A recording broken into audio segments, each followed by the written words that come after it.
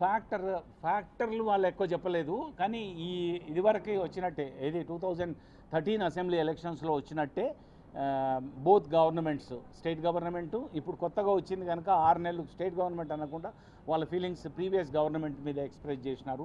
నిరుద్యోగము, అధిక ధరలు, ఇట్లాంటి సమస్యల పట్ల ఎక్కువ రియాక్ట్ అయినారు. మిగతా ఫ్యాక్టర్స్ తక్కువ ఉన్నాయి.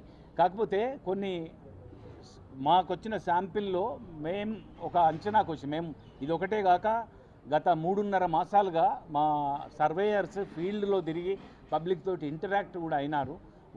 వీటిని రెండింటిని సమన్వయపరిచి చూసినప్పుడు కొన్ని స్ట్రీట్స్ లైక్ ఖమ్మం, నల్గొండ, మహబూబాబాద్, నాగర్ కర్నూల్, ఇట్లా వరంగల్ తర్వాత వచ్చింది. ఇట్లా ఒక 4-5 సీట్లు కాంగ్రెస్కు సాలిడ్గా, అట్లాగే కరీంనగర్, నిజామాబాద్, సికింద్రాబాద్, చెవెల్లా, మల్కాజ్గిరి ఇట్లాంటివి భారతీయ జనతా పార్టీకి సాలిడ్గా కనిపిస్తుంటే, మహబూబ్ నగర్, జహీరాబాద్, మెదక్ అండ్ భువనగిరి ఇట్లాంటి చోట టఫ్ కంటెస్ట్ ఉంది. ఈ టఫ్ కంటెస్ట్ ఉన్న 4 కాన్స్టిట్యున్సీస్లో కొన్ని చోట్ల triangle contest between Congress, BJP and BRS కూడా ఉంది. బీఆర్ఎస్ గట్టి పోటీ ఇస్తున్న స్థానాలు మెదక్ ఒకటి, భువనగిరి ఒకటి, జహీరాబాద్ ఒకటి, అట్లా ఉన్నాయి. This is about Telangana. ఏపీలో అర్బన్ అండ్ గ్రామీణ ప్రాంత విలేజ్లో మేము ఒక సైంటిఫిక్ రీజనింగ్ వల్ల అర్బన్ రూరల్ అన్న వేరియేషన్ మేము తీసుకోలేకపోయినాం. ఎందుకంటే పర్టికులర్లీ ఆంధ్ర సొసైటీలో చాలా టౌన్స్ డెవలప్ అయినాయి లాస్ట్ 10-20 ఇయర్స్లో. ఒక్కొక్క నియోజకవర్గంలో నియోజకవర్గ కేంద్రంతో పాటు 1-2 టౌన్స్ ఉన్నాయి.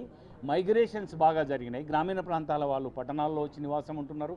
పట్టణ ప్రాంతాల వాళ్ళు ఉద్యోగ రీత్యానో, చదువుల కోసమో, ఆరోగ్య రీత్యానో అర్బన్ ప్రాంతాలకు వచ్చినా వాళ్ళ ఓటు గ్రామీణ ప్రాంతాలను ఉంచుకొని అక్కడికి వెళ్ళి ఓటేస్తున్నారు. కనుక clear division of rural and urban అని చెయ్యలేము అనే ఉద్దేశంతో మేము ఆ ప్యాటర్న్ తీసుకోలేదు. వెల్ఫేర్ స్కీమ్స్ కానీ మిగతా ఫ్యాక్టర్స్ ఏవి వైసీపీకి అనుకూలించలేదా?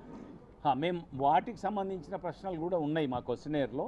అయితే వాటిలో కూడా ఈ ప్యాటర్న్లోనే రెస్పాన్స్ వచ్చింది తప్ప అంత భిన్నంగా రాలేదు వెల్ఫేర్ స్కీమ్. మా ఓవరాల్ ఇంటరాక్షన్స్ విత్ పీపుల్ వెళ్ళినప్పుడు వెల్ఫేర్ స్కీమ్ ఏ ప్రభుత్వాలు ఉన్నాయి ఇవ్వాల్సిందే అట్లాంటి మాటలు కొన్ని చోట్ల ఉంటే, వెల్ఫేర్ స్కీమ్స్ ఉన్నాయి కనుక మమ్మల్ని ఈ ప్రభుత్వంలో ముఖ్యమంత్రి చూసుకున్నంత గొప్పగా ఇంకా గతంలో ఏ ముఖ్యమంత్రి చూసుకోలేడు కనుక మేము వైసీపీకే ఓటేస్తాం అన్న వాళ్ళు కూడా ఉన్నారు.